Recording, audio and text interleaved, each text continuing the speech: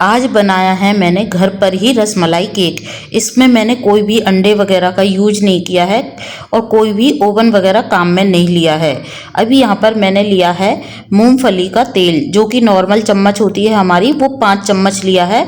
और उसके बाद मैंने इसमें थोड़ा सा देसी घी डाला है। यहाँ पर इसके बाद मैंने यहाँ पर दही लिया है, जो आपको मैंने दिखा दिया है। 1 कटोरी जो हमारी नॉर्मल होती है उसका मैंने आधा दही लिया है। इधर मैंने साइड में कढ़ाई प्री हीट होने के लिए रख दी है नमक डालकर। अब यहाँ पर मैंने लिया है मैदा।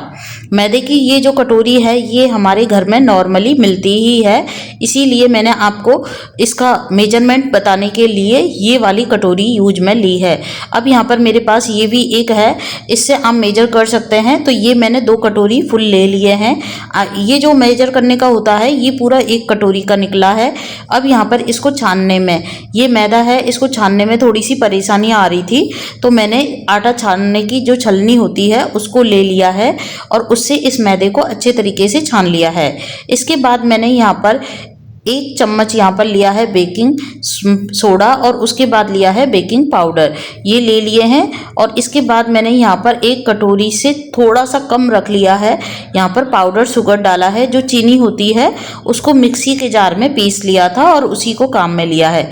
इसके बाद सारी चीज़ों को मिक्स कर रही हूँ। तो यहाँ पर रसमलाई केक जब भी बनाते हैं तो उसमें फ्लेवर के लिए हमको इलायची पाउडर डालना ही रहता है।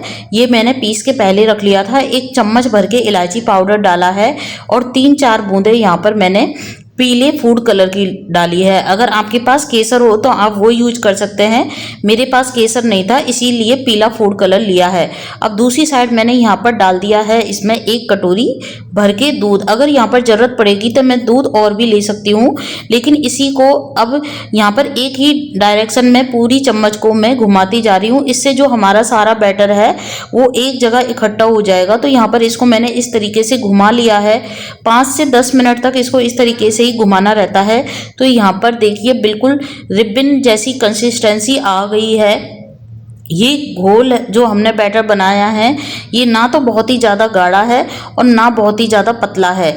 इसको इस तरीके से रखना है कि जैसे हम चम्मच से गिराएं तो वो जैसे हमारा रिबन होता है, एक फीता होता है, उस तरीके से गिरे। तो यहाँ पर इस तरीके से मैंने आपको दिखा दिया है।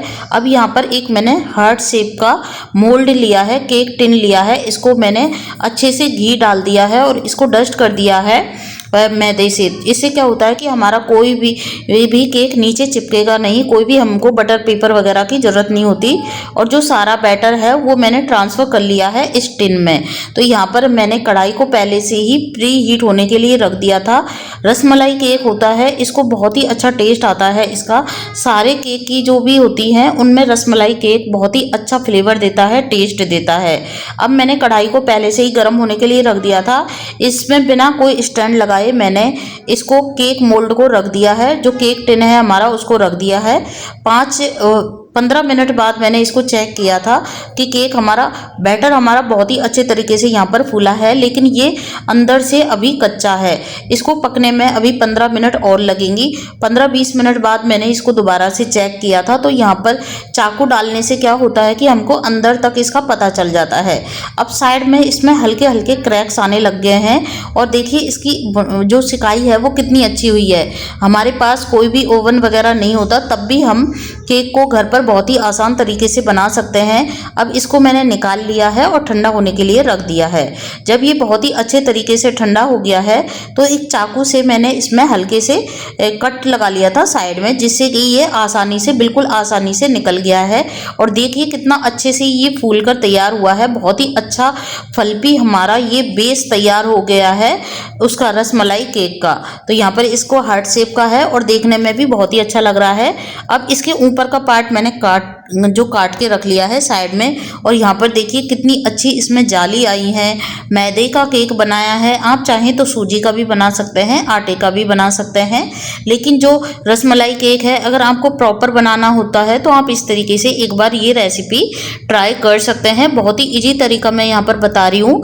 और रसमलाई की रेसिपी मैं आपको ऑलरेडी शेयर कर चुकी हूँ कि किस तरीके से आप रसमलाई बनाइए घर पर। पहले मैंने रसमलाई बनाई थी और उसके बाद केक बनाकर तैयार किया था। तो ये यहाँ पर हमारी रसमलाई बनकर तैयार हो गई है। इसके बाद मैंने यहाँ पर ली है व्हिपिंग क्रीम। आप व्हिपिंग क्रीम लेते हैं तभी आपका केक बहुत ही अच्छा बनता है, अगर आपको क्रीम वाला केक बनाना है। इसके बाद मैंने इसको सबसे पहले स्लो स्पीड पर इसको व्हिप किया था क्रीम का, तब ये बिल्कुल पतली सी हो जाती है और इसमें झाग आने लगते हैं।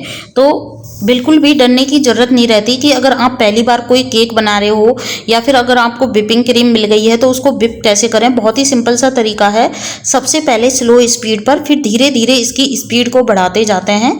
तो मैंने आज तक भी जितने भी केक की रेसिपी शेयर की है उसमें मैंने कभी भी व्हिपिंग क्रीम का यूज नहीं किया है, क्योंकि वो मेरे पास अवेलेबल नहीं होती थी इसीलिए। तो अब मेरे पास यहाँ पर व्हिपिंग क्रीम है। तो यहाँ पर ये देखिए कितने अच्छे से फूल गई है, बिल्कुल जितनी हमने डाली थी उसका डबल पोर्शन हो गया है यहाँ पर। तो इसका आधा पार्ट मैंने निकाल लिया है, वो किसी और काम आ जाएगा। अब यहाँ पर मैंने इसमें थोड़ा सा, जैसे हम रसमलाई केक बना रहे हैं तो उसमें येलो कलर की ज़रूरत रहती है, तो अगर केसर होता है तो केसर यूज कर लीजिए, नहीं तो येलो फूड कलर, पीला फूड कलर आप डाल सकते हैं। उसको मैंने डाल लिया है और यहाँ पर ये देखिए कितने अच्छे तरीके से हमारी क्रीम व्हिप हो गई है। बिल्कुल भी नीचे, जैसे मैं इस बाउल को नीचे कर रही हूँ तो ये बिल्कुल सेट है। बस अब हमारी क्रीम व्हिप हो चुकी है और दूसरी तरफ मैं इस केक को काट रही हूँ। इसके मैंने 3-4 पार्ट कर लिए हैं अच्छे तरीके से इसको काट के। अब यहाँ पर केक की सजावट के लिए मैंने यहाँ पर जो सबसे ऊपर मैंने पार्ट काट के रखा था वो थोड़ा सा गड़बड़ हो गया, वो थोड़ा टूट गया है, इसीलिए मैंने यहाँ पर सबसे पहले उसको लिया है। उसके बाद रसमलाई का रस डाला है, व्हिपिंग क्रीम जो हमने व्हिप करके रखी है उसको फैला दिया है इसके ऊपर। तो मैं पहली बार ऐसे व्हिपिंग क्रीम वाला केक बना रही हूँ, इसके लिए मैंने यहाँ पर कोई भी केक वगैरह सीखने की कोई क्लास नहीं ली है, सिंपल मैं बना रही हूँ घर पर पहली बार। तो यहाँ पर ये देखिए इस तरीके से मैंने सारी व्हिपिंग क्रीम को सेकंड लेयर इसकी लगा दी है केक की। बहुत ही जालीदार सॉफ्ट हमारा जो रसमलाई का बेस बनकर तैयार हुआ है, बहुत ही अच्छा बना है। इसके बाद मैंने क्रीम लगाने के बाद ड्राई फ्रूट्स डाल दिए हैं, जो रसमलाई हमने बनाकर रखी है उसके टुकड़े लगा दिए हैं बीच बीच में, बहुत ही अच्छा टेस्ट आता है इससे। अब बीच में मैंने यहाँ पर रसमलाई का रस डालती जा रही हूँ, इस तरीके से मैंने इसको अब रसमलाई का रस डाल दिया है लास्ट लेयर पर। उसके बाद क्रीम लगा दी है। अब इस तरीके से मैं इसको स्प्रेड कर रही हूँ।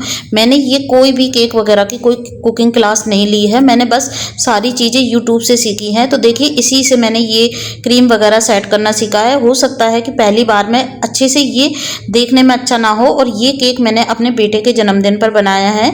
अब दूसरे गिलास में मैंने यहाँ पर केक बनाने के जो पाउच आते हैं उसमें व्हिपिंग क्रीम को ले लिया है और उसमें थोड़ा सा फूड कलर डाल दिया है। अब इसके बाद मैं यहाँ पर अच्छे से लेयरिंग कर रही हूँ इससे व्हिपिंग क्रीम से, इसको बहुत ही अच्छे तरीके से मैंने इसकी लेयरिंग कर दी है।